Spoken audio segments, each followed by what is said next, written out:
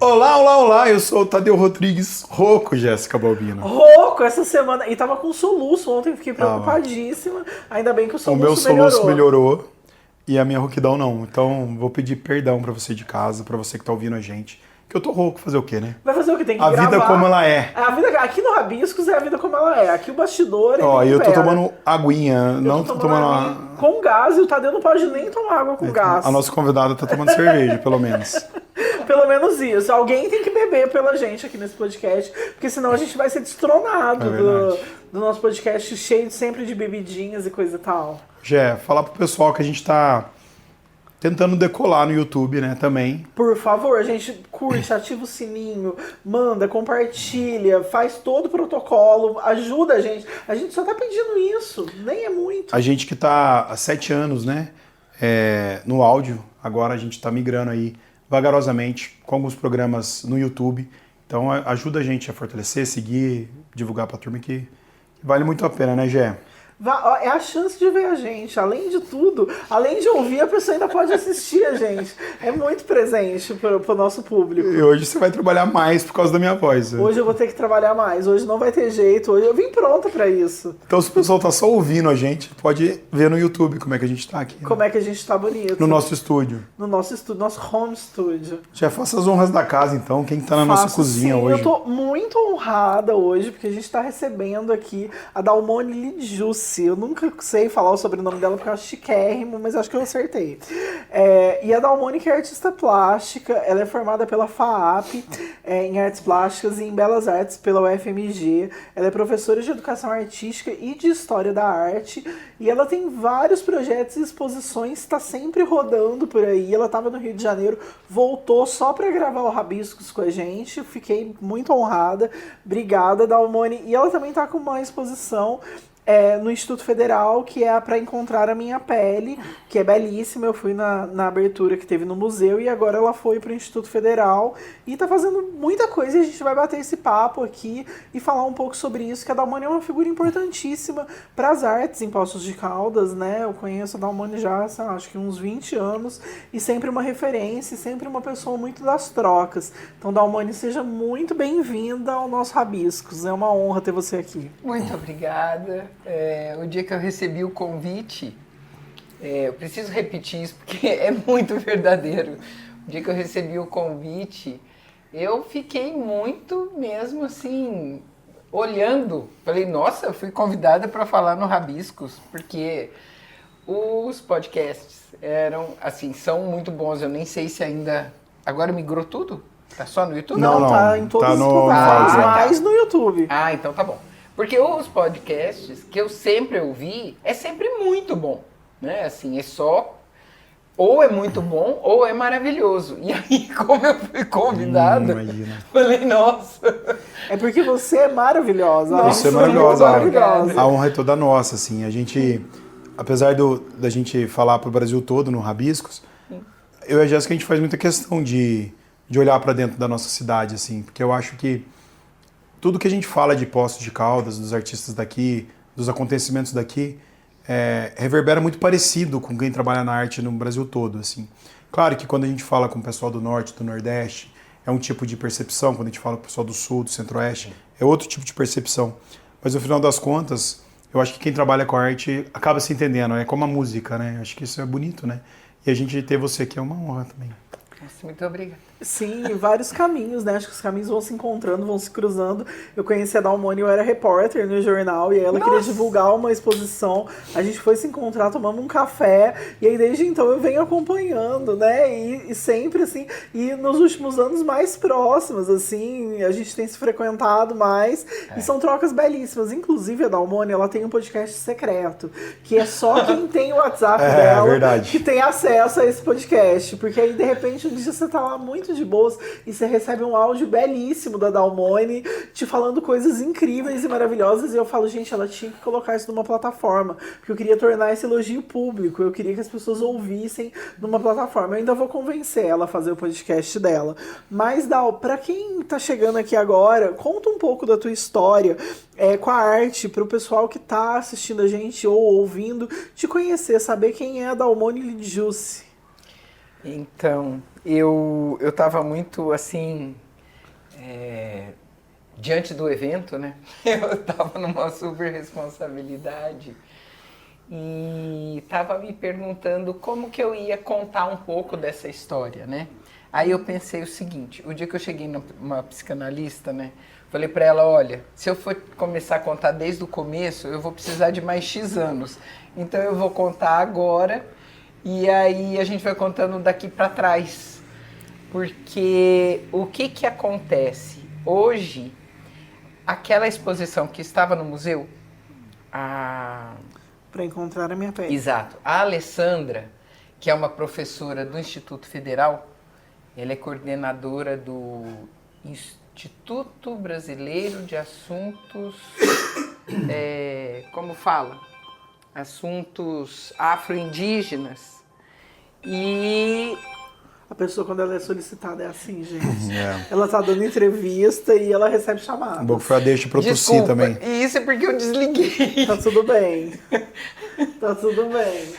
Então, quando a Alessandra viu a exposição no museu, ela levou para o Instituto Federal, ela me ligou, me convidou e eu fiquei super feliz, porque assim, como a cidade tem um tamanho muito de aproximar as pessoas, eu não fui porque eu conheci a Alessandra e eu não fui porque eu já conhecia. Não que isso crie qualquer desmerecimento sobre o trabalho, mas o que isso para mim soou foi como alguma coisa que o trabalho em si andou. Uhum. Então a Alessandra me ligou e falou, olha, eu sou coordenadora desse núcleo de estudos afro-brasileiros e indígenas e eu trabalho aqui no Instituto Federal. Eu vi a exposição no museu, que eu convidei a Jéssica para fazer uma mediação, né? A mediação. Foi muito rica, né? Foi muito mesmo, foi muito boa. Eu fiquei muito feliz, assim, porque a gente falar sobre o trabalho, para mim, é tão difícil, ou mais do que trabalhar. Uhum. Assim, tem hora que a palavra enrosca, eu quero acertar a palavra, eu quero acertar o raciocínio. E quando eu estou pintando, parece que tem alguma coisa que me desliga e liga outras coisas, né? E a Alessandra me convidou, então eu falei, puxa vida, o trabalho é capaz de ser convidado. E aí, obviamente, que eu aceitei, e esse trabalho está lá no Instituto Federal. E é um trabalho que se chama Para Encontrar Minha Pele, e ele tem Para Encontrar Minha Pele número 1, Para Encontrar Minha Pele número 2, e assim vai, enquanto eu estiver trabalhando infinitamente. Esse trabalho nasce de uma questão comigo, embora agora eu já tenha 56, isso não é desde sempre, isso tem alguns anos. Eu me vi numa fotografia, a formatura do meu filho, ou seja, isso tem aí uns 16 anos, eu tinha uns 40 e pouco. E quando eu vejo esse álbum de fotografias, eu olhando em uma dessas páginas que está em preto e branco, o Paulo está de mão dadas comigo, né? Aquela fotografia, né? Aquele momento que as mães dos formandos vão dançar valsa com os filhos, né? De praxe. E eu vejo essa foto em preto e branco, e eu sou o cinza mais escuro da foto. Quando a gente estuda teoria da cor, a gente aprende que valor tonal é a gradação de cinzas. Então, por exemplo, tua blusa é branca, esse vai ser o tom de cinza mais claro, esse aqui vai estar um minutinho depois, esse aqui já vai estar um cinza mais escuro, essa cor vai estar mais escura e assim por diante. O vermelho é uma cor de asfalto. E o meu cinza, na fotografia, era o cinza mais escuro da fotografia. E eu não sabia que eu era dessa cor. Aí, assim, eu nunca me coloquei como uma pessoa branca. Mas eu nunca tinha me pensado como de fato a minha cor é. E entrar em contato com isso foi alguma coisa que me trouxe uma captura de muitas imagens e de muitas memórias que eu já tinha perdido. E assim, uma série de preconceitos que eu já tinha vivido e que eu nunca tinha sacado que era aquilo. Sabe quando assim, você vive uma coisa, mas não tinha sacado que era aquilo. Né? Porque, como eu não sou preta retinta, eu também tenho uma passabilidade, Sim. né? Eu tenho uma passabilidade muito maior do que se eu tivesse um tom de pele mais escuro, um nariz um pouco mais largo, a boca talvez mais grossa, traços, o fenótipo mais Sim. afrodescendente, né? E a passabilidade não seria a mesma. Eu nunca tinha me percebido nessa condição de racialidade, né? Ser vista pela cor da pele. Isso tem pouco tempo, tecnicamente, uns 10 anos, você falou isso? Um pouquinho mais, uns 16 anos. Porque a gente teve uma discussão aqui, né, Jéssica? Sim. Teve uma polêmica recentemente sobre isso, por conta de uma entrevista que o Antônio Pitanga e a Camila Pitanga deram para o Mano Brown. E aí gerou um pouco essa questão da partitude. Sim, entrou uma... Né, E eu lembro que a gente comentou debate sobre isso. Eu acho isso muito legal de falar, porque a gente delimita muitas vezes alguns privilégios e alguns preconceitos, e a gente sabe como que funciona a repressão com alguns tipos de pele no Brasil, né? E você, Dal, como professora, como historiadora da arte, como artista plástica, a gente sabe que às vezes a arte, ela tá num lugar, principalmente artes plásticas, ela tá num lugar um pouco elitizado, né? Falar o artista plástico, fulano, que tem umas artes numa mansão, numa casa. E ao mesmo tempo a gente sabe que a arte, ela é pé no chão também, ela é sensibilidade, ela é você se reconhecendo enquanto artista, enquanto mulher, enquanto pessoa não branca, né? Como que você faz essa intersecção para você analisar tudo isso, assim, você dentro dessa dimensão que artes plásticas atinge tanto essa parte elitista, quanto a arte pé no chão e dentro dessa percepção que você tem? Tadeu, acho que você coloca um pouco dessa coisa que é um estereótipo, né? Quando a gente pensa arte, a gente pensa que a arte está na galeria, né? Mas a arte, ela está no mundo, concordo. Né? E ela está também na vida, né? Ela está no morro, ela está na escola, ela está no canto, ela está nos becos, ela está nas escadarias, ela está no corpo, ela está na dança, ela está na roupa, ela está na música. No caso das artes plásticas, tem lugares em que ela está dentro do hospital psiquiátrico. Então, se a gente tivesse uma outra perspectiva sobre a arte existe, independentemente dela estar patrocinada ou não, ela está. Ela é, né? Ela está em nós, né? E vai sendo materializada. O que eu vivi em termos de encontro com a arte é que, a partir do momento que eu me percebo diferente, porque aqui em Poços, por exemplo, eu fui professora de artes na escola por alguns anos. Aqui em Poços, por exemplo, a Jéssica se lembrou disso, mas eu nem lembro, eu juro, agora eu lembrei, mas eu não lembrava mais. Então, assim, a cidade, por ser pequena, você tem acesso ao jornal, porque você chega lá na edição do jornal e fala, olha, eu vou fazer uma exposição, tem alguém que pudesse fazer uma reportagem? Olha, você vai lá e pede. E o jornal, às vezes né, atende, não é? né? Então você vai conhecendo as pessoas, porque tá tudo muito próximo, né? Então eu sempre tive essa, não sei se é cara dura de ir lá pedir, né? E também a felicidade de ser atendida muitas vezes, né? Sendo professora, eu conheci também muita gente. Hoje, às vezes, eu encontro um monte de gente que já está formada, que é profissional, que barará, já tem filhinhos, né? E eu conheci com 15 anos. Eles tinham 15 anos, né?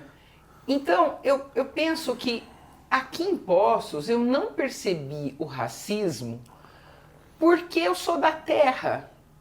E na minha criação, a minha criação era assim, se os meus pais iam na casa de alguém, né? Antigamente, não sei antigamente, porque agora são outros tempos, eu não sei o que está acontecendo. Mas assim, um casal ia na casa de outro casal, levava os filhos. Sim. Então, as crianças brincavam também. Era um aniversário, o aniversário tinha as crianças, tinha os adultos e tinha os avós. Não é um lugar só de criança. Né? Sim. Aquilo era um núcleo familiar. Então, as pessoas também, quando eu cresci, quando eu ia me reportar a alguém, aquela pessoa tinha me conhecido desde criança. Mas o dia que eu cheguei na faculdade, que eu era São Paulo, ou que eu cheguei lá no ensino médio, que era São Paulo, assim, eu lembro de estar no ensino médio, por exemplo, eu conto que assim, eram 31 meninas na minha sala, né? No recreio, eu estudei no Mackenzie o último ano. Eu nunca paquerei ninguém. Nunca eu tive um olhar para mim. Nunca, nada, nenhum olhar. Quando eu fui fazer FAAP, eu nunca paquerei ninguém. Nunca. Não que eu não olhasse, mas nunca ninguém Foi olhada de volta. me respondia esse olhar. Então, é uma sensação de feiura. É uma sensação de feiura. Eu ainda pensava, nossa, mas eu sou muito inadequada para isso. Acho que inadequação é a palavra, né? Acho que essa sensação de inadequação tem muito a ver com esse corpo que está deslocado. É muito deslocado. E aí, assim, eu me lembro assim que na faculdade o povo se vestia muito bem, né?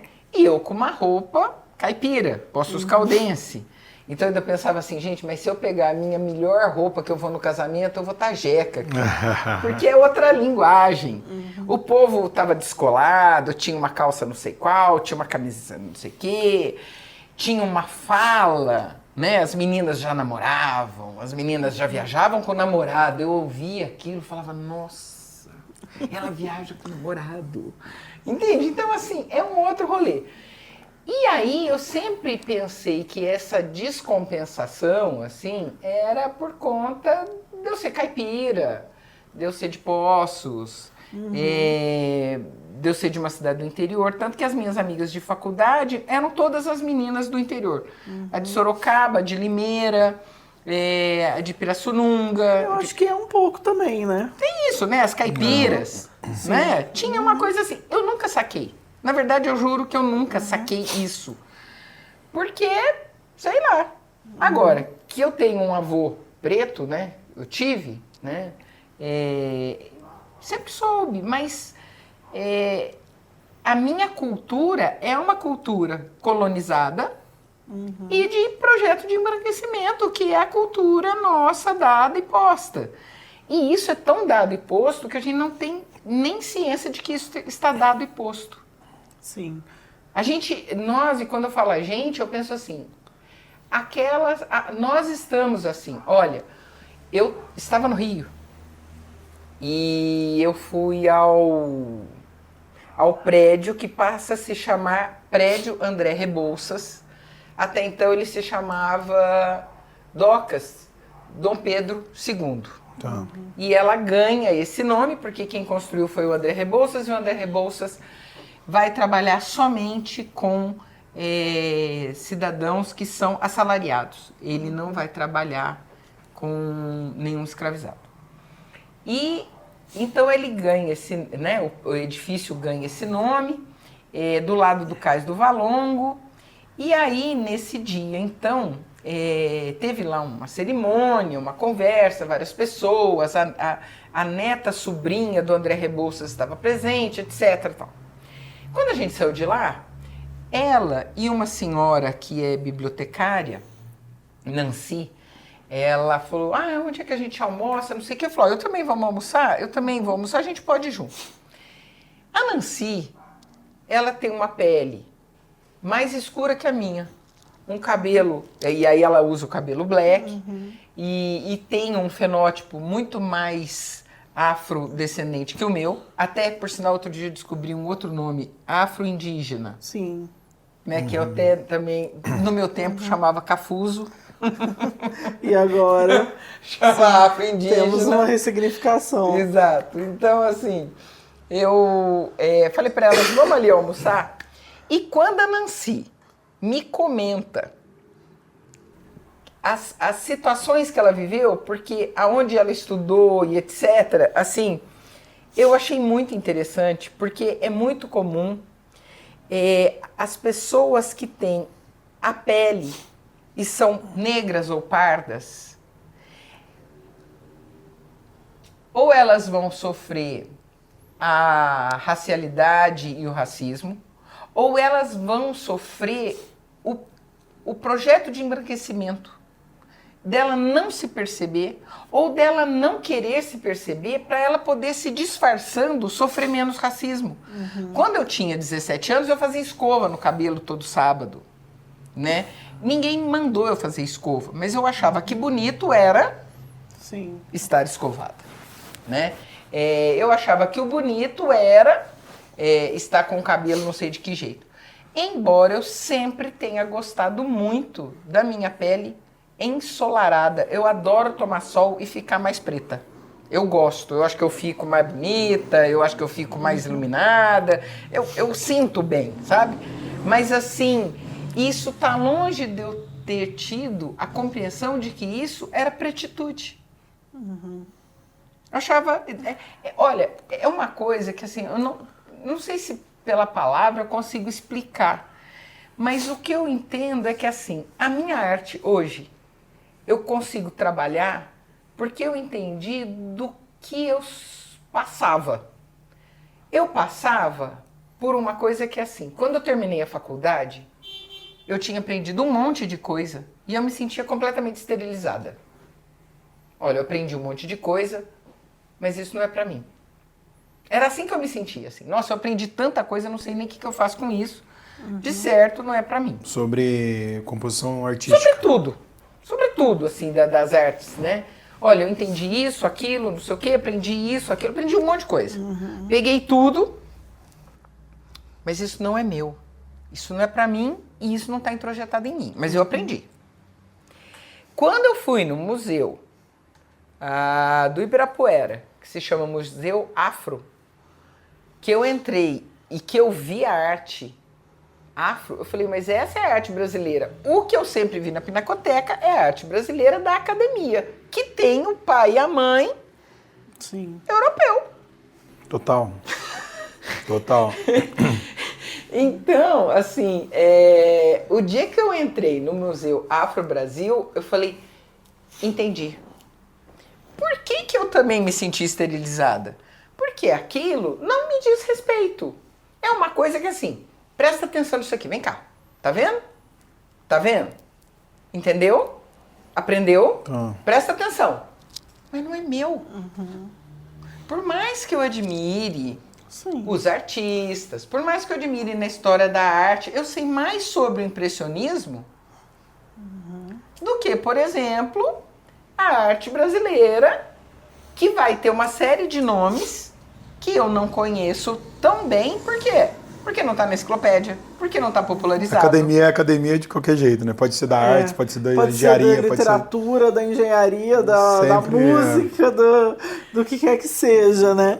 Ô Dal, uma curiosidade que eu tenho é, no momento que você viu essa foto, que você teve essa compreensão, como é que foi comunicar isso para o mundo? Como é que foi esse processo? Porque eu acho que vem sendo um processo. Eu acho que você tem comunicado, sobretudo através da arte. Mas como é que foi, não só para o mundo, mas como é que foi comunicar para si mesma? Né? Eu acho que é sempre um clique, é sempre uma virada de chave. Assim, eu tenho uma amiga que ela fala que ela descobriu que ela era preta tomando uma cerveja com uma outra amiga. Ela virou e falou, mas tudo isso que você tá me falando é porque você é uma pessoa preta. E ela falou, meu Deus, eu não posso lidar com essa informação hoje, porque eu tô com a cabeça muito cheia e eu não posso assimilar uma revelação dessa, assim, no bar. E aí, né? E aí ela, é isso, todo um processo desde que ela se entendeu como uma mulher preta. E eu quando eu conheci, ela não se entendia. Assim como quando eu te conheci, você também não se entendia. E eu venho acompanhando esse processo. Então, como é que foi? Você olhar pra foto e depois se olhar no espelho e falar, tá, eu sou uma mulher preta. E aí, depois disso, enunciar isso pro mundo, que também é um processo complexo, quando se encontra dentro desse processo do colorismo, que é um processo de descrédito também, de dizer que você não é preta o suficiente para ser preta e também não é branco o suficiente para ser branca. E esse não lugar é muito sofrido.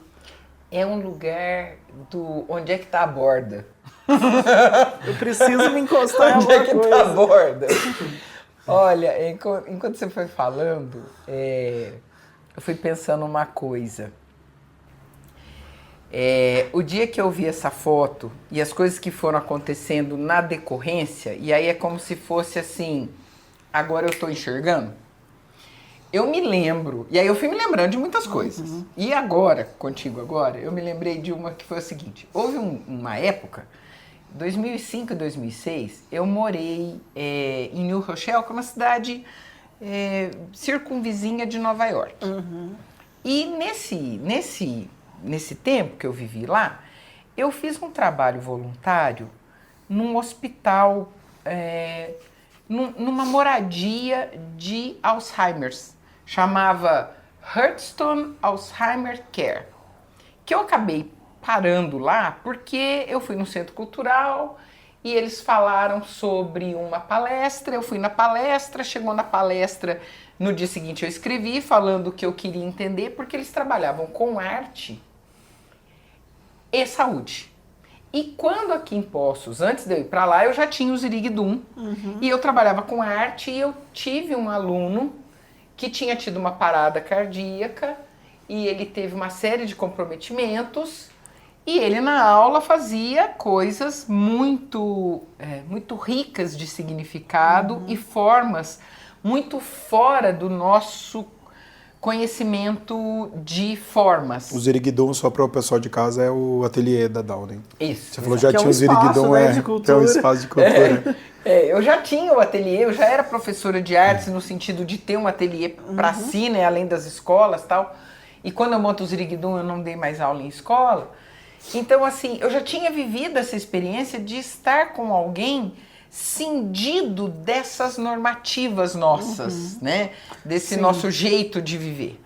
Então, quando falaram da coisa da arte e dessa relação da arte com pessoas com demência de Alzheimer, eu falei, eu vou lá, eu gostei do que eles falaram e eu escrevi e falei, olha, eu gostaria de participar. E ele falou, vem. E aí eu passei uma vez por semana a ir lá. E aí eu trabalhei com argila e tal, parará, fiz uma série de coisas. Acompanhei, fui convidada a acompanhá-los um dia no MoMA, Museu de Arte Moderna, lá no centrão, lá de Nova York mesmo. Nova York. Na terça-feira era fechado o museu e eles recebiam um grupo desses pacientes para um roteiro específico. Foi tão bonito ver assim essas pessoas, né, com muitos aniversários, olhar para um trabalho do Rousseau, que é aquele o leão e a cigana. Tem uma cigana deitada, tem um violão e tem um leão. E eles olhando. E assim, a pessoa com demência de Alzheimer, ela chega para você e fala, olha, não me deram um almoço e eu tô com fome, né? E aí eu lembro de ter falado para a diretora, olha, fulana, a ciclana me pediu tal. Ela falou, não, Dona acabou de almoçar. A pessoa esquece, né? Então tá, né? Então tudo bem. Então assim, eu vi aquele grupo de pessoas ali e uma das pessoas, né, elas olhavam e tinha uma monitora e quando eles diziam, primeiro, eles todos ali calmos. Também, claro que tinha um roteiro recortado, né? Para qual arte, qual trabalho, qual pintura estar na frente dele. Então eles olhavam e aí uma senhora falou assim, sense of calmness, né? Um senso de calmaria, parece que a moça sussurra coisas, o leão sussurra coisas no ouvido dela. Moça, sim. Gente, e assim, o meu inglês é muito pequeno e muito tacanho, mas ele ouvia e entendia o que aqueles pacientes diziam dali, daquela relação maravilhosa, que eu falei, gente, tem gente que anda, canta, dança, dirige carro, chega aqui, não vai ter essa relação tão profunda de humanidade que essa obra nos diz. E que ali tá aberto, a poética tá aberta. Sim. Eu fico apaixonada com essas coisas, porque assim, a pessoa tá completamente disfuncional, a pessoa tá completamente, assim, desorientada para uma série de coisas, mas naquele momento... Ela consegue ser provocada pela arte, né? Não, e ela faz elaborações de uma beleza. Eu fico assim, babando, né? Bom, enfim, fiquei lá várias vezes. E uma dessas vezes, né, em que eu estive nesse lugar, eu encontrei com o coordenador, né? E 1 ano ou 2 depois, esse coordenador veio para o Brasil fazer algum encontro em São Paulo, Parará, e eu falei, não, eu vou até São Paulo então, tudo mais. E quando eu o reencontrei, ele me disse assim, essa frase ficou assim, ele falou em inglês o seguinte, alguma coisa in your own habitat, você é mais bonita no seu próprio habitat. Gente, na hora que eu ouvi aquilo, eu falei, o que isso quer dizer? Né? Que roupa que eu tô, que cabelo que eu tô, que jeito que eu estou, que ali ele encontrou uma figura, uma aparência em que eu estava mais, porque eu estava como eu sou. Você não estava performando, Estava talvez, pura ali, né? né? Eu tô mais brasileira, né? Então, assim, aquilo é uma frase que ficou. Igual o dia que eu tava na Argentina, em Buenos Aires, eu tinha 17 anos mais ou menos, e eu entrei numa loja para comprar vi um casaco e tudo mais, e entrei e pedi pra moça para experimentar o casaco para saber se tal. E a moça não entendeu. Eu pedi para experimentar, a moça não deixou, e eu saí e falei, gente, acho que a moça não entendeu o que eu falei. Difícil, né? Então assim, por que eu não esqueci disso? Por que isso te marcou, né? Por que isso me marcou, gente? Sim. Entende? Então assim, essa racialidade, o racismo é alguma coisa que te coloca num lugar de desvalor. Você não pode, por causa da cor da sua pele, né? E como eu tenho uma pele que tem uma passabilidade muito maior do que outras pessoas, que vão sofrer isso de um jeito, inclusive, muito mais Intenso. truculento, Violento, intenso, violento, né? Essas microviolências são coisas que eu só fui me dando conta quando, às vezes, por exemplo, eu falava alguma coisa, né? E a pessoa não ouve. Eu falei, gente, mas por que? Mas eu tô falando aí. Dali a pouco, chegamos no consenso que aquilo... Mas a pessoa não... É como se eu não tivesse vez. Mas eu pensei, mas por quê? Porque eu não sou conhecida dessa pessoa. Sei lá, eu inventava N desculpas para entender que a comunicação talvez não tenha sido clara, não tivesse sido clara. Mas o que eu posso dizer é que, conforme eu fui entrando e me encontrando, eu também gostei mais de mim me conhecendo. Então, na hora que eu cheguei, vocês falaram, gente, Dalmone, você veio tão caprichada. Você tá muito maravilhosa. Você tá vestida de latina demais pra ser minimalista. Você tá a personificação dessa frase e eu amo, porque eu sou uma apaixonada por estampas. Eu tô aqui obcecada, eu não paro de olhar pra tua blusa. No vídeo vai aparecer eu namorando a tua blusa, porque eu quero ela, assim. Eu quero o nome da tua figurinista na minha mesa agora. Então, assim, o que eu descobri? Que, assim, quem eu sou?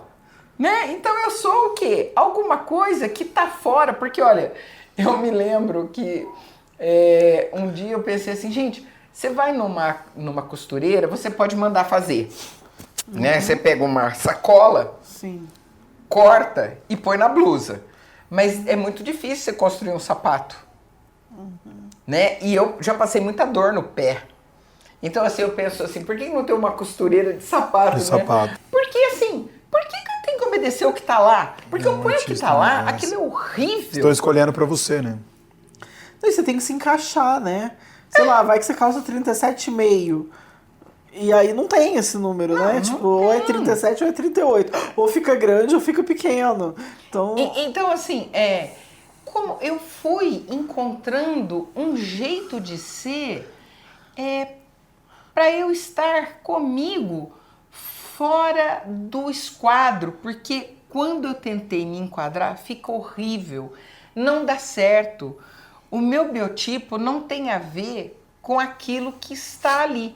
Claro que hoje que eu falo de uns anos para cá, a gente tem uma moda muito mais permeável, muito mais gostosa, muito mais querível, muito melhor para mim. Eu coloco, eu me sinto bem, me cabe, eu entro, eu gosto da cor, eu gosto da estampa.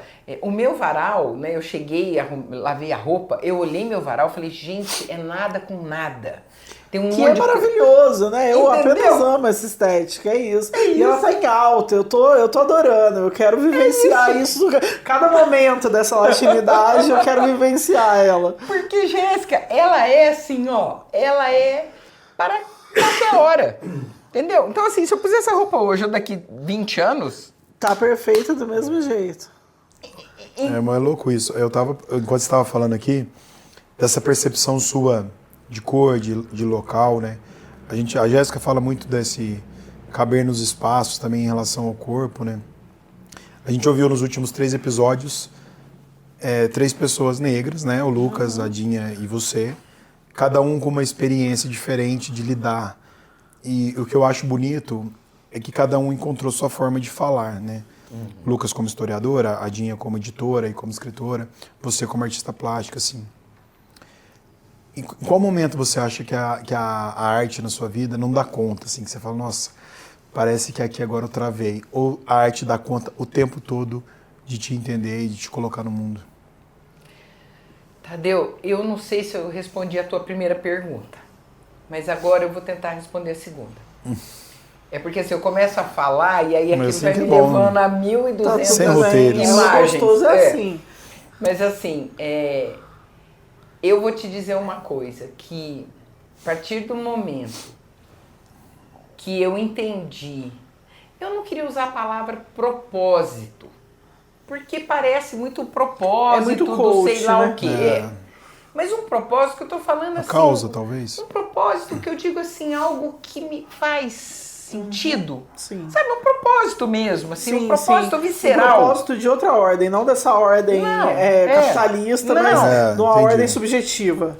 De uma coisa assim, ó, isso tem a ver comigo? Mesmo, sabe? Eu digo, muitas vezes eu tenho receio, muitas vezes eu tenho medo, e eu falo, vou com medo mesmo. Porque eu, muitas vezes, tenho muita insegurança.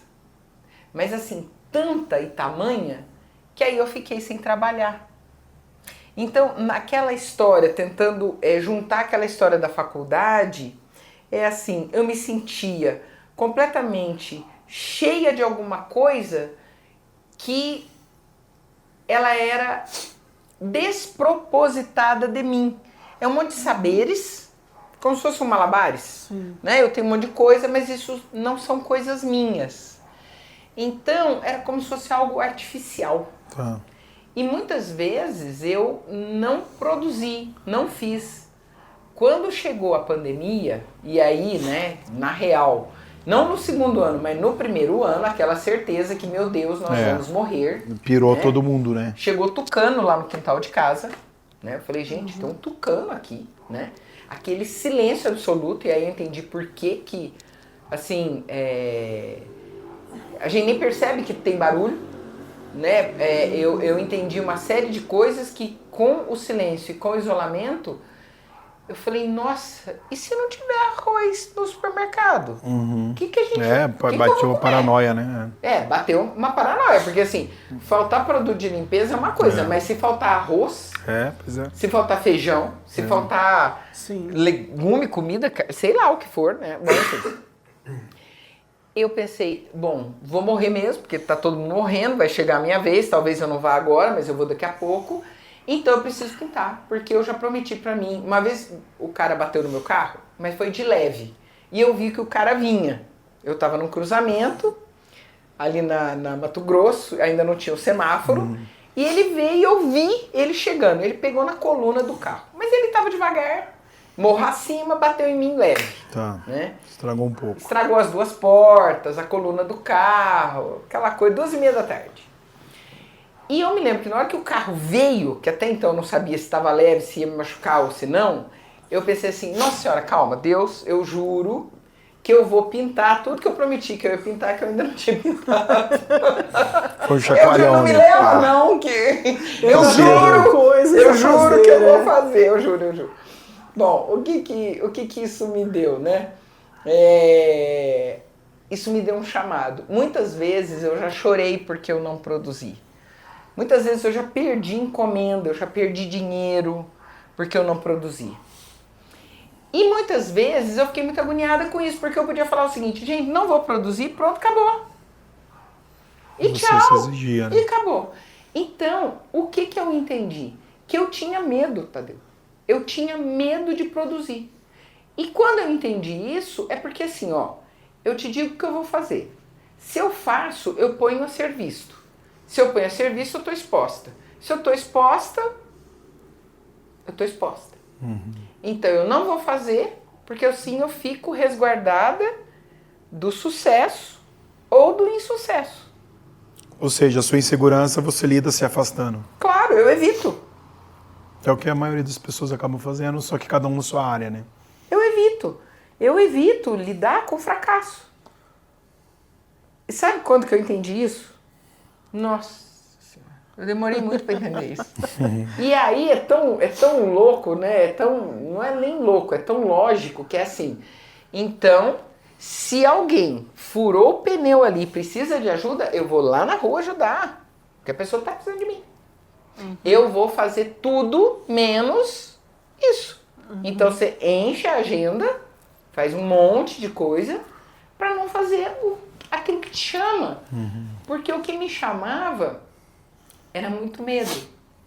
E eu me lembro que eu cheguei a fazer uma microfisioterapia, que eu nem sabia que existia isso, e a Ana Paula, que é uma fisioterapeuta, me comentava essas coisas, eu falei, olha, pela conversa não é, porque claro que eu já fiz não sei quantas horas, né, de terapia, psicanálise, faço hoje, farei sempre.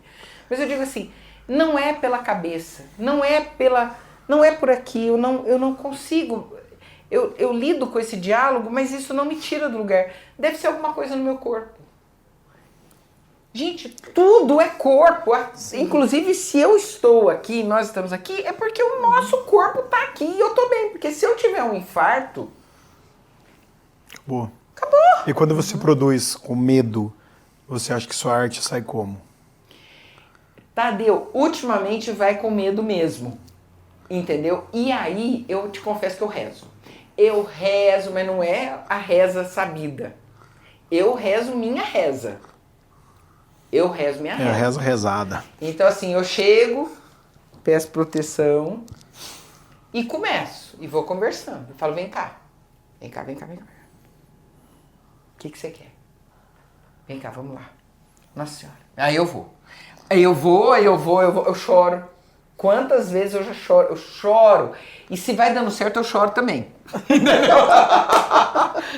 se dá certo, eu choro. Quer dizer, uma grande emocionada, De tá vendo? felicidade. Porque assim, eu tô tão comigo. E outra coisa, o que é certo, o que é errado? Que Pois pensa é. lado, é para a direita, é para a esquerda. Pois é, concordo. Então, assim, eu fui pro Rio e passei um mês de mar inteiro para produzir uma experiência, uma vivência que me desse essa coisa de estar lá no Rio, no bairro da Gamboa, perto do povo do Instituto Pretos Novos. A exposição vai ser para lá, vai ser em março do ano que vem, março de 2026. Então eu falei, eu preciso estar nesse lugar.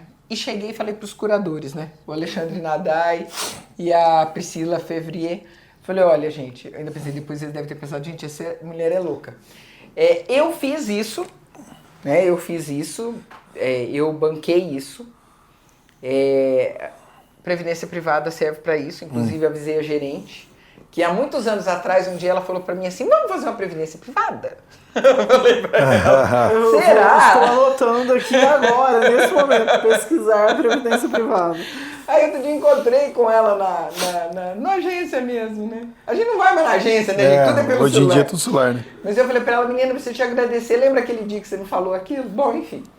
Falei, olha, eu vou fazer isso que eu preciso fazer.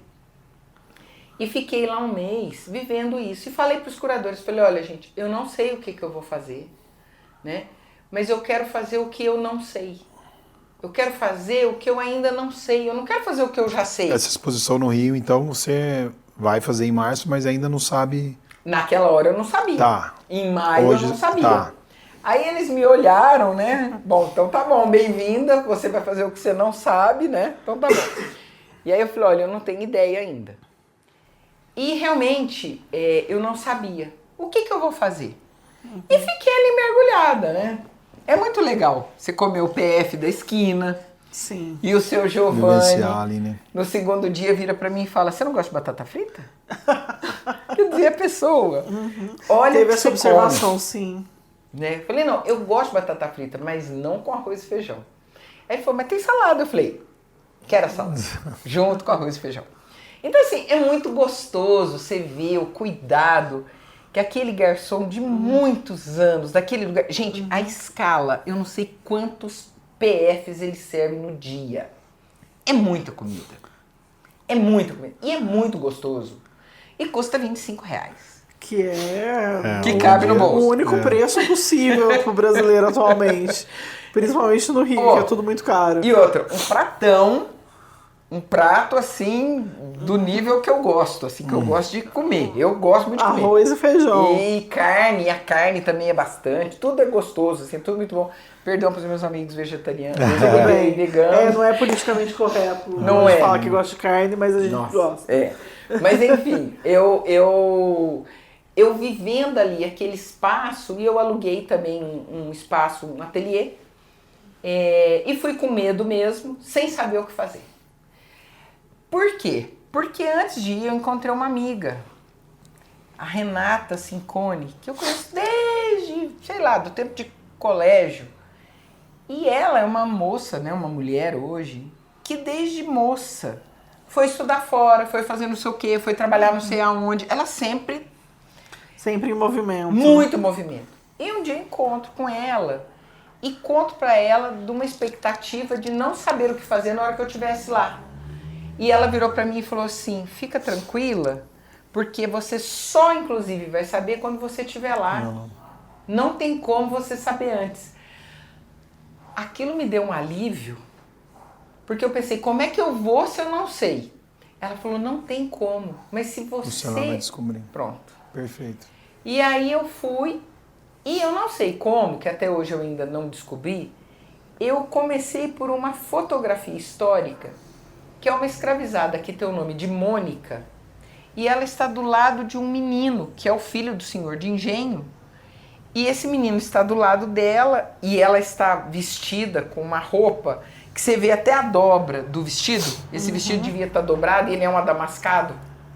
Ela está vestida com esse vestido, é uma foto de estúdio, e você vê assim pelo braço dela que ela é uma pessoa que você vê a musculatura, não uma musculatura artificiosa, mas você vê que ela, Desenho, assim. ela tem esse trabalho, né? Você vê que ela é uma pessoa que trabalha, que usa esse braço para o trabalho que ela exerce. Essa criança está afetivamente recostada nela, ela permite essa criança estar recostada e nela não há um sorriso. Nela há uma firmeza. E aí eu lembro da Dona Orlanda. Sim. Porque quando eu ia tomar passe na Dona Orlanda falava firmeza, filha. Firmeza. Sim. Pede por firmeza. Então, ali naquela mulher tem uma firmeza e ela tem um olhar que não me intimida, não nos intimida, mas é um olhar de presença. E eu não sei porquê, não sei onde que eu encontrei essa foto, pedi pra menina da biblioteca, a Lara, que é um doce de coco. Lara, você pode, por favor, providenciar pra mim um xerox dessa? É um A4. Essa foto. E aí a pintura, ela tem 2,30 por 1,60. É enorme. E eu fiquei dias ali, aí eu pus aquele A4 ali, olhei a tela e falei, agora vai. Só vai. Apareceu. Vai, faz. Conforme eu fui descendo, que aí eu fui, peguei um pincel com uma tinta, eu lembro de escolher uma tinta que tem um brilho. E eu falei, eu preciso desse ouro nessa mulher. Eu preciso pôr ouro nessa mulher. E eu fui olhando para aquela figuração e fui representando, fui fazendo essa figuração. E quando ficou pronto, que assim, que eu olhei os primeiros traços, eu fiquei muito orgulhosa de mim, porque eu falei assim, Dalmone, isso veio para você. Quanto tempo você demorou? Um dia. Um dia. E eu passei anos. Eu passei mais de 20 anos, são 27 anos sem. Caramba. 27 anos, Tadeu, sem fazer alguma coisa. Como se fosse uma promessa, eu vou fazer, eu vou fazer, eu vou fazer. Mas o dia que aquilo, por isso que a gente às vezes brinca, né? Não sou eu que encontrei aquilo que me encontrou, Isso acontece. eu falei, isso quer ser visto. Essa imagem quer ser vista. E eu me torno capaz de traduzir uma fotografia numa imagem de presença pela pintura que me trouxe um valor de existência. E o nome dessa exposição vai se chamar Apesar de. Apesar de. Que você vai estrear no Rio. Em março. Eu já tô curiosa pra ver. Vamos pro Rio, eu vou assistir. Vamos pro Rio. Vamos. Claro! A gente já vai. Eu fiquei, enquanto você estava falando, assim, várias coisas ficaram me passando aqui pela cabeça. Isso de recriar a imagem me lembrou muito o livro da Luciane Aparecida, o Macala, que ela se inspira numa imagem do Marc Ferrer, que é uma mulher negra escravizada, mas vestida com roupas da época que ela vivia, e toda adornada com anéis, com colares e tudo mais. Então, assim, uma foto produzida e ela tá com a mão fechada, assim, sobre a gente já falou dela no curso, né, essa imagem. E chama Macala por isso, porque chama carvão em brasa. E aí ela imagina que essa mulher foi separada da mãe, que a mãe deu esse carvão em brasa para ela e ela cruzou o Atlântico com ele na mão e ela segue segurando ele. E aí ela faz um livro de poemas em cima dessa imagem histórica. E eu gosto muito, né, de revisitar, assim, dessa criação que parte desse lugar histórico e dessa fabulação de um passado, assim, né, de como a gente pode reescrever esse passado e jogar isso para um futuro que pode ser diferente.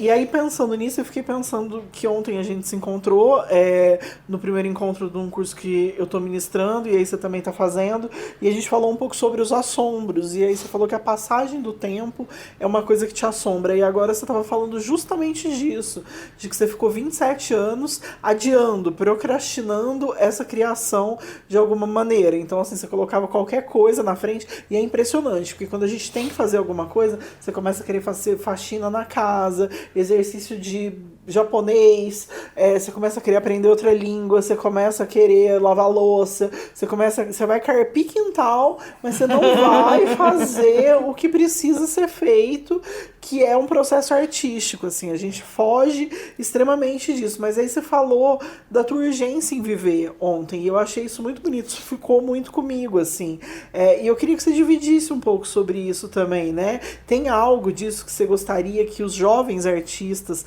aprendessem sem precisar esperar décadas, como talvez você tenha esperado, né? Você tá contando pra gente que esperou. tem algo dessa urgência que você gostaria de compartilhar? Porque ontem você falou, eu não sei quanto tempo me resta, mas o tempo que me resta, eu quero fazer valer. E você falou que você teve esse pensamento também na pandemia, que parece que foi num outro mundo, mas foi há 5 anos. Né? Assim, há 5 anos que começou, né? Que acabou, sei lá, faz 3, 2. E ainda assim, né, a gente meio que também evita um pouco discutir, pensar nisso, porque foi muito doloroso e foi muito traumatizante. Mas conta um pouco pra gente desse assombro da passagem do tempo e ao mesmo tempo de como que você tem conseguido investir no que te brilha o olho e ao mesmo tempo te assombra, porque é um assombro, fazer essa pintura é um assombro, e acho que a vida também só acontece assim, quando a gente se permite cair nesse buraco das nossas assombrações e abraçar elas. Sabe, eu penso muito. Eu acho que eu penso tanto que tem hora que até é muito e cansa. Eu sempre penso porquês, né? Então, assim, quando às vezes eu olho na calçada e eu vejo determinadas coisas, eu falo, gente, cadê o começo disso? Cadê a história disso? Por que isso? Por que isso aqui, né? Eu penso que a nossa educação formal é muito apartada de uma educação, estou falando genericamente, eu não estou falando que todas as escolas são assim, mas de um modo geral, por exemplo, a minha experiência como aluna, criança e adolescente e na faculdade é alguma coisa assim. Pega isso, decora, come, engole, pronto. Não importa quem você é. Houve uma época que eu estudei psicologia, eu fui até o 7º período, né? Aí depois eu fugi da escola. Porque eu fui estudar o quê? Agora eu já tinha 40 anos. Por que as pessoas que iam pro ateliê trabalhar com arte, trabalhar um processo artístico, o dia que eu fui embora lá, deixei de ficar aqui em Poços, as mães vinham me cumprimentar, Dalmone, querida, olha, o meu filho ficou maravilhoso, assim, assim, assado. Olha, querida, minha filha, não sei o que, não sei o que, não sei o que lá. Né? Falava, gente, mas eu não tô sabendo de nada disso, dessas crianças, entendeu? Assim, não tô sabendo que tá acontecendo isso. Então, assim, tinha gente que vendia a loja, foi fazer não sei o que lá. Eu percebia que existia mudanças nas pessoas, né? E quando eu volto dos Estados Unidos, que eu fiquei lá quase 2 anos, eu entrei na PUC e fui fazer psicologia, né? Fiquei lá até o 7º período. Se encontrar ali, né? Eu falei, gente, o que tem aqui que eu pudesse entender?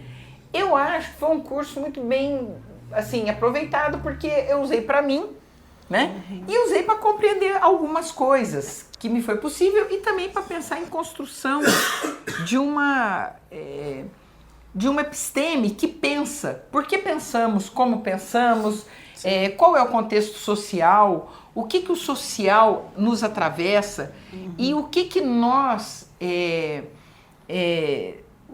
somos em termos desse conjunto de coisas orgânicas e culturais, né?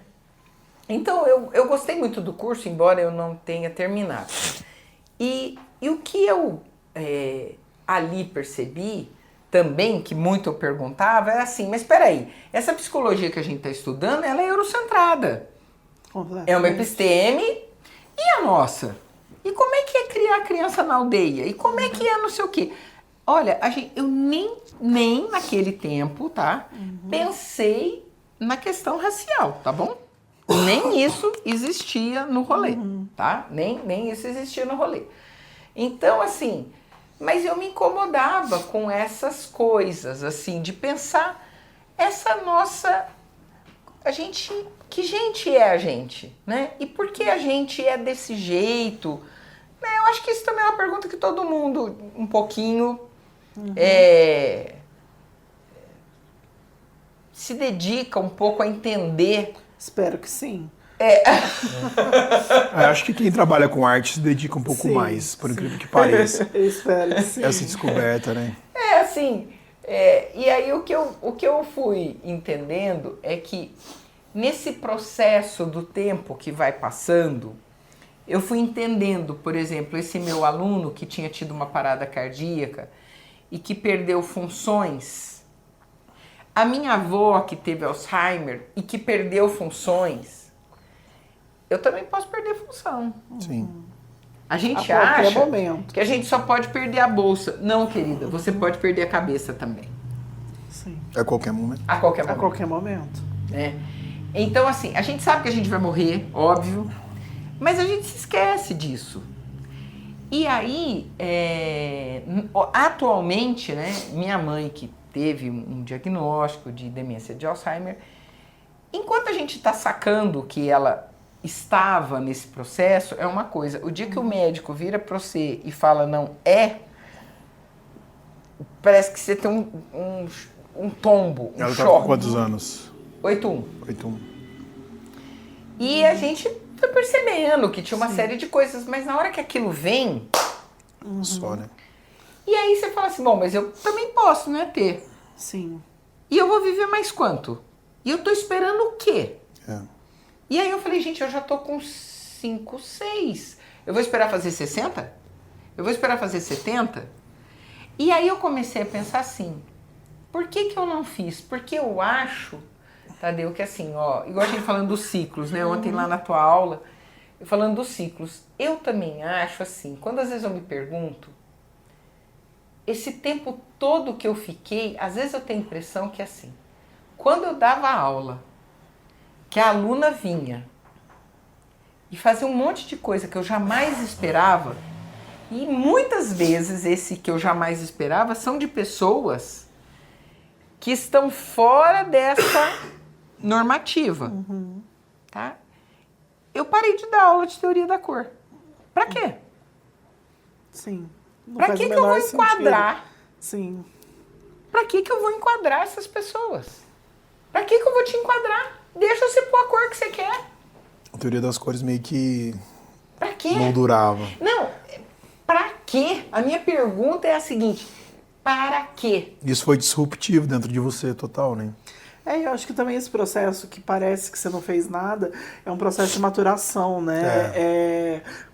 Ontem eu falei isso também no encontro, mas quando me falam assim, quanto tempo você levou para escrever o livro? Em tese, sentar e escrever foi super rápido, mas eu levei a vida inteira. E tem que contar tudo. Não adianta você falar Eu que levei foi a só vida inteira. sentar 3 semanas. Não foi, porque foi bem isso. Mas não foi só isso, né? Assim, porque o sentar e escrever foi rápido.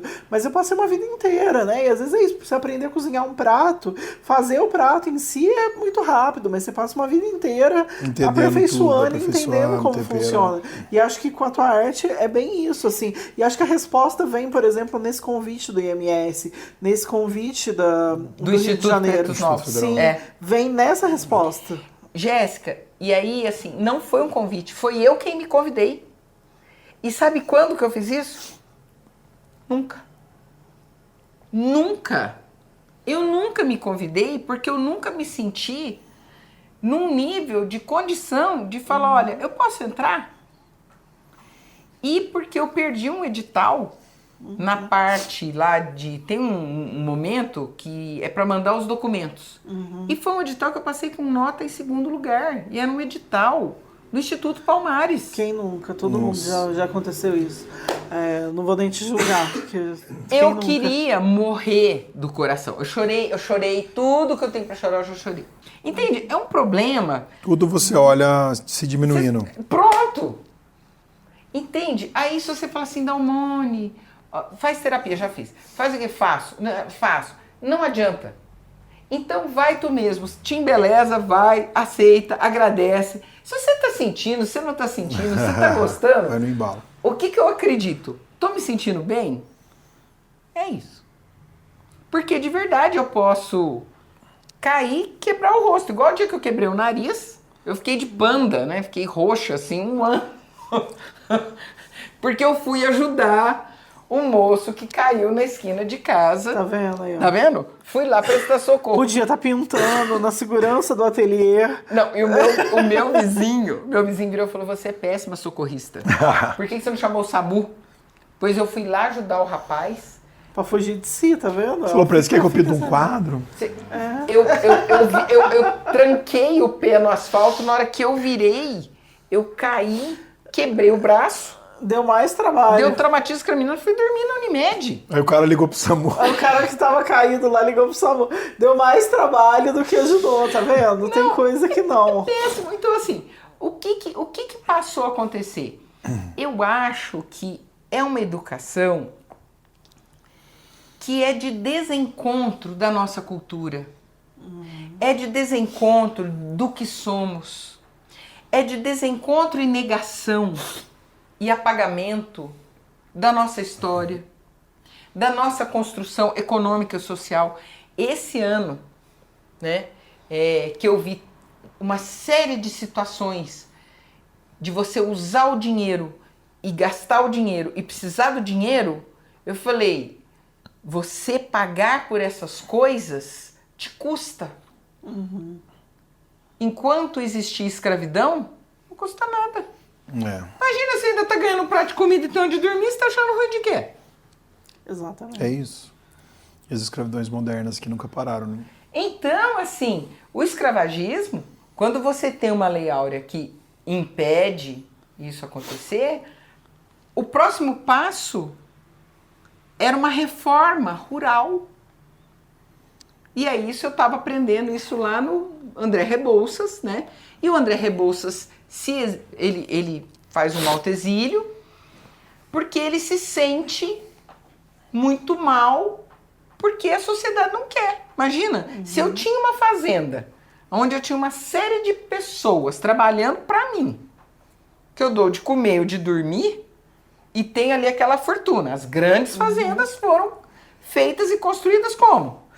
Eu tenho uma conhecida que é a Roberta Estrela d'Alva, que ela fala que não existe, tipo, você fala assim, meu bisavô, meu avô tinha fazenda de cana, tinha fazenda de milho, tinha fazenda de algodão. Na verdade, ele tinha fazenda de pessoas escravizadas. O produto pouco importa. Quem fez a fortuna foram as pessoas escravizadas. E é uma lógica que se mantém, né? Assim, toda pessoa que é muito bem sucedida e tem grandes empresas e tudo mais, é muito às custas de uma exploração. Quantas pessoas não estão só trabalhando por conta de ter comida e um lugar pra dormir, né? Porque o salário mínimo Não consegue fazer mais nada além disso, né? O salário mínimo é isso. Não, assim... Na verdade, ele não dá conta nem disso. Nem porque ele não disso, dá conta nem da moradia e da alimentação. Tem que fazer o bico, tem que morar mal. E é a escravidão acontecendo aqui, normatizada, sobre a peste de que se você se esforçar, você sai dessas.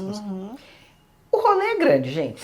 É. O rolê é grande e assim, como eu tive a sorte de nascer, né, de um pai que já tinha casa própria, eu não posso falar disso porque já saiu na frente. Eu já sim. saí no privilégio de ter nascido numa casa aonde tinha... eu me lembro que quando era inverno, a gente ia comprar casaco, né?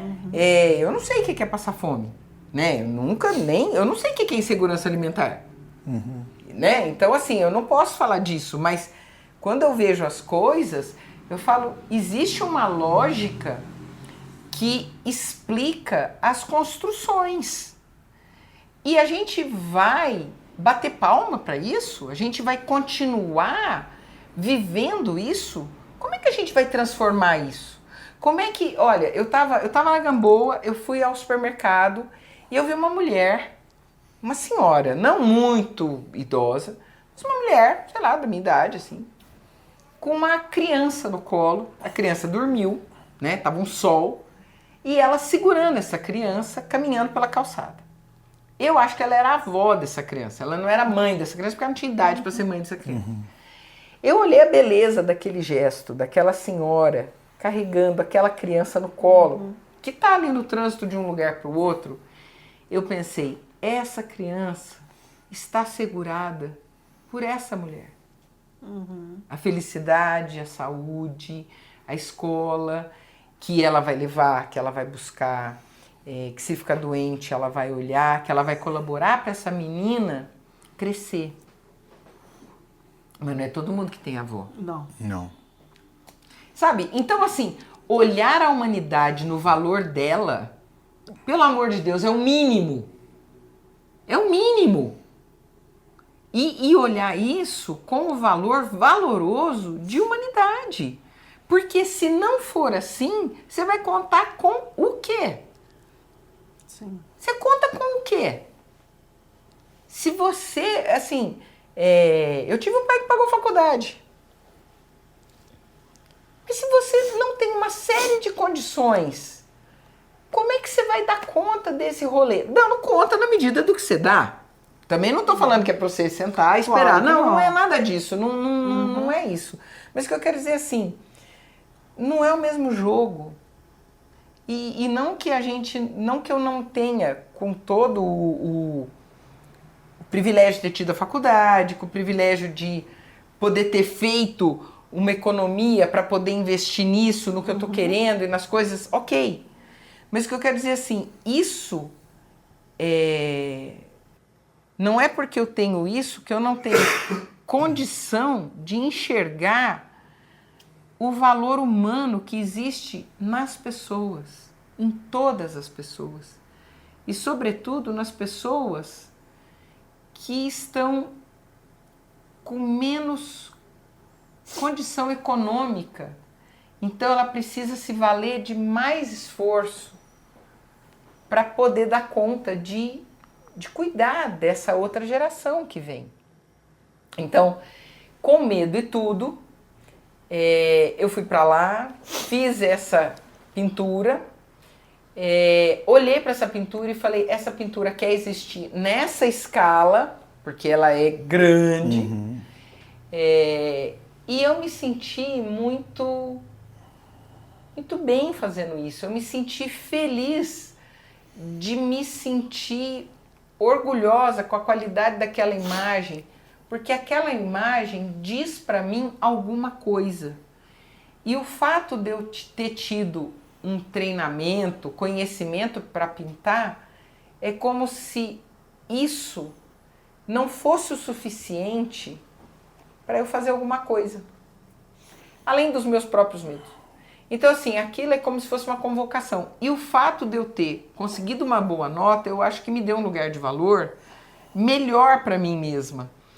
E aí, eu então falei, não, mas então, peraí, deixa eu olhar para mim com mais valor. Sabe, deixa eu olhar para mim com mais valor. Deixa eu olhar para mim melhor. Deixa eu olhar para mim com mais beleza. Deixa eu olhar pra mim. Eu vou morrer do mesmo jeito. Mas deixa eu ser melhor pra mim. Deixa eu morrer me olhando. É isso. Sabe? Assim, e ontem eu passei o dia arrumando faxina. Arrumando casa, lavando roupa. Aí foi quando eu vi o varal colorido. E arrumando as coisas. O que eu senti? Eu senti um gosto. Porque eu fui pro Rio, peguei as imagens que eu preciso, peguei o nome dessas senhoras, peguei o nome e eu tô escolhendo quem, né? Junto com a curadoria lá, a Priscila Frevier e o Alexandre Nadai. Nós escolhemos as tias tão importantes, ainda não tão conhecidas, né? E que foram muito importantes para a construção do IPN ou para aquele território da Gamboa que é ali do lado do Valongo. Agora, tem uma coisa muito assim, inexplicável, que é assim, quando eu estou ali, eu não sinto medo de nada. Eu não sinto medo, simplesmente. Quando eu volto a pé, eu me encontro com os moradores de rua. Quando um me olha, eu já falo boa noite, né? E eles me respondem, boa noite. Mas eu acho ali uma região muito mágica, né? Que é a região chamada de Pequena África, assim. Isso. Então eu acho de muito pertencimento, mas tem que estar na vibe daquela rua para poder sentir... Você tem que estar ali. Se sentir em casa. E eu tava fazendo a pintura de uma senhora, né? Ela se chama Mãe Sara. E aí eu falei pra ela, olha, Mãe Sara, eu tô muito contente em minhas pinturas aqui, eu tenho sentido um desejo de pintar e eu tenho feito. Eu não sei, parece que desencantou. Sabe aquele encantamento? Que você tá encantado. Desencantou. Então, assim, agora vai pra vida, filha. Você saiu da esquife, né? Vai pra vida. Tá viva. E eu falei pra ela, e tem dado muito certo, e eu comentei com ela, eu tenho tido muito déjà vu, sabe? Eu tenho vivido cenas que vira e mexe, parece que eu já vivi aquilo, parece que eu já vivi aquilo. E aí eu falei pra ela, eu nem sei o que é isso, eu sei que tem dado certo, a senhora tá aqui hoje, né? Assim, ela foi lá posar pra mim e ficou, e tudo mais. Então, assim, tem dado muito certo, tá tudo dando muito certo. Eu tô meio me belisca, sabe assim, me belisca? Aí ela falou, olha, minha filha, é a ancestralidade. Eu não sei explicar isso. Eu não sei explicar isso. Eu não sei mesmo. Não. Já que você é da psicanálise, vamos deixar por aqui. Vamos ficar por aqui. Vamos refletir nisso. Vamos deixar o corte aqui. Dal, eu quero agradecer enormemente. Esse papo foi muito bacana. O tempo voou, né, Jé? Ô, louco, eu quero pedir ótimo. Desculpa pela minha voz, pela minha tosse. Tá tudo bem, você tá doentinho. Eu tô aqui... Tá respirando com a ajuda de aparelhos aqui. Respirando com a ajuda de aparelhos. Depois o Gero vê o que faz na edição aí com as tosses. Vai ter que fazer mágica. O Gero, gente, não é culpa dele, é culpa do Tadeu, culpa minha, que ficou na gandaia. Você que não tá assistindo, tá só ouvindo. Você tá ouvindo eu tossindo sem parar também, então eu quero pedir desculpa por isso. Tá sem imunidade. Mas quero te agradecer muito, Dal. Foi muito bom o papo com você. Que delícia, espero que você volte mais vezes. Vamos fazer na sua estante. Vamos fazer na sua estante. Queria que você indicasse alguma coisa. Algum livro que você goste. Nossa Senhora. Bom, primeiro, um defeito de cor. Primeiramente, um defeito de cor. Depois a gente pode pegar um torto-arado, que, pelo amor de Deus, né? Esse povo escreve muito acho que vai bem ao encontro também do que a gente tá falando. Nossa Senhora. Sim. Aí eu comprei um livro, porque eu falei assim, nossa, eu tô aqui no Rio, vou pegar um livro pra ir dormir. Quem falou que eu dormia depois que eu li? Em Submissas Lágrimas de Mulheres. São pequenos contos. Gente, o jeito dela escrever... É poesia pura, muito bom. As palavras que ela vai escolhendo, o assunto, o jeito de dizer, eu falei, é nóis, né? Assim, outros livros, eu não sei, você sabe que ontem no teu curso eu tava pensando assim, gente, quando eu era jovem, né, bem jovem, tinha a tal da Poliana. Nossa, que era uma moça, que tadinha, ela achava beleza em tudo. Tudo perfeito, mundo de Poliana, né? Tudo ela achava perfeito. Coitada dessa moça. E eu ainda pensava assim, nossa, será que eu deveria ser como a Poliana? Mas eu me lembrei de um livro que a minha tia me deu, que era um rapazinho que se chamava Simplício. E foi a tia Jandira, a irmã do meu pai, quem me deu. E o Simplício era um rapaz que talvez tivesse até um pouco aquém das funções para fazer tudo que precisava, mas ele era capaz de enxergar além, né? Então, assim, acho que a gente precisa disso para a vida. Boas dicas, hein? Boas Vai fechar dicas, bem. gosto. E você, Jéssica Balbino?